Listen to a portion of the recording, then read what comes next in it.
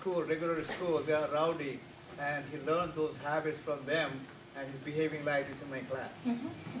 Sometimes kids, there's norms that kids have. Children will think certain things are normal, typical. When they come in a different environment, they don't know that they have to have a shift in behavior. Like, I would think my goal for myself, which took me many, many years, I was very confused. Very confused. There was an identity I had at MCC school. There was an identity I'd have at Hitch Elementary School, where I was the only non-white kid in 1978. There was an identity I have at home, where we spoke Urdu all the time. Basically, I was just a very confused child.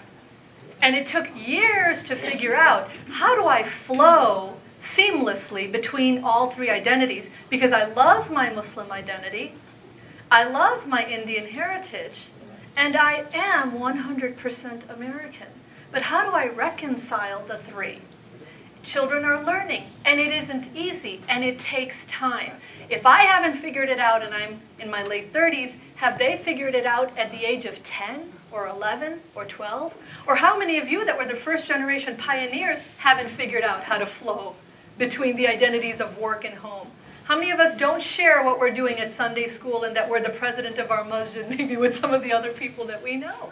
They wouldn't quite understand, or they would think a certain way of us. And so kids are the same exact way. What they're learning in regular school, depending on the school they go to, may be a great deal of discipline or a very lax atmosphere.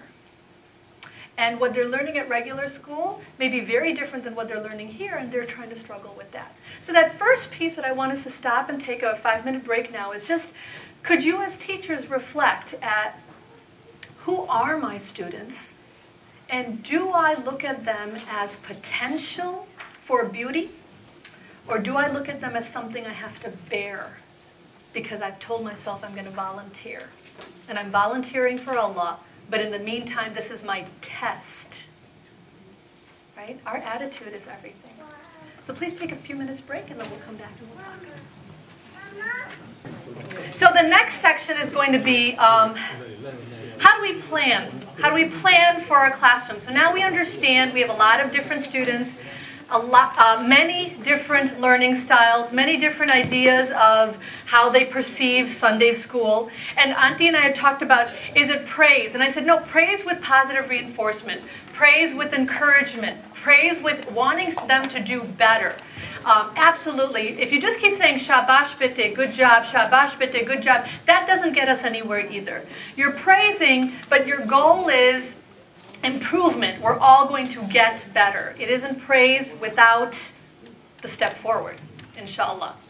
I put up Bloom's taxonomy for thinking, just because I really wanted you to start thinking. I know many of us, sorry, you told me not to go there. I know many of us may not be teachers Monday through Friday, but really as mothers, we are their children's first teachers.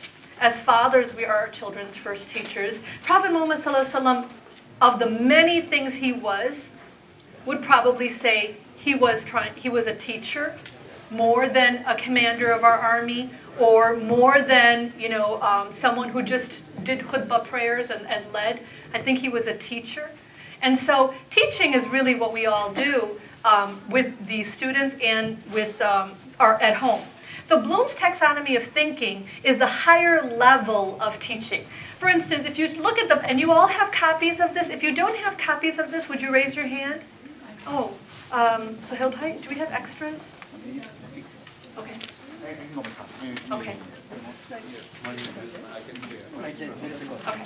Some of you may have extras at your table. Bloom's taxonomy of thinking goes from the basic level of information acquisition, which is knowledge. Knowledge is the foundation for all higher level thinking. But knowledge is a question like, can you name the 5 pillars of Islam? Most kids, we can teach to memorize the 5 pillars of Islam, if not by age 5, certainly by age 6 or 7.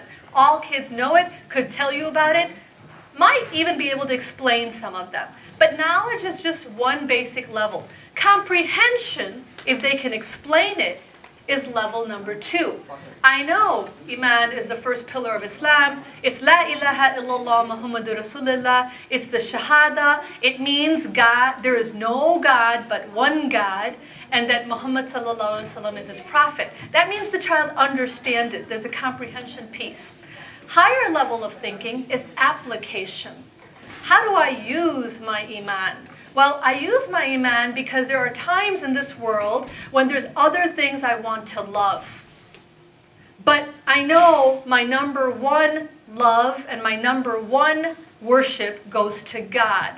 Not to my toys, not to my PS3, not even to my parents. That's application of your faith.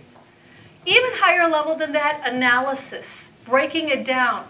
Well, I know it might be to a teenager you're saying this, and they say back to you, I know I'm earning babysitting money, and money looks really good right now. I can earn things, I can get things with it. And I realize there are times when I will take a babysitting job, and because I'm busy with the kids, I'll miss a prayer, or I'll miss something.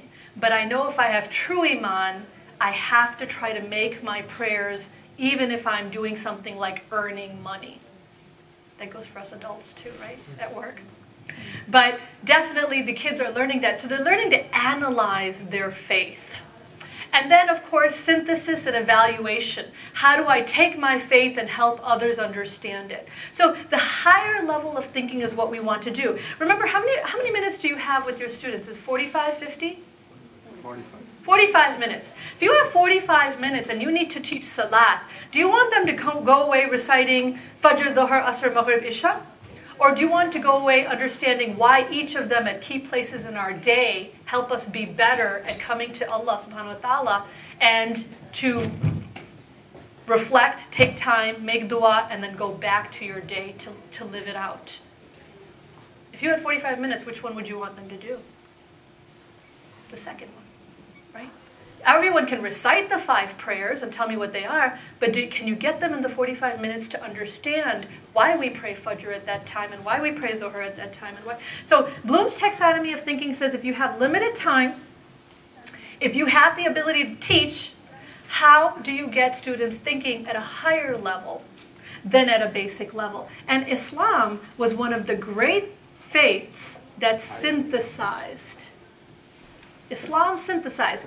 We didn't create paper, but we used it to write the Quran on it.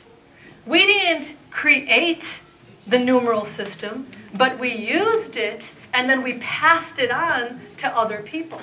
So Islam was one of the great synthesizing faiths. We've lost it and now we're kind of stuck back down at the knowledge phase.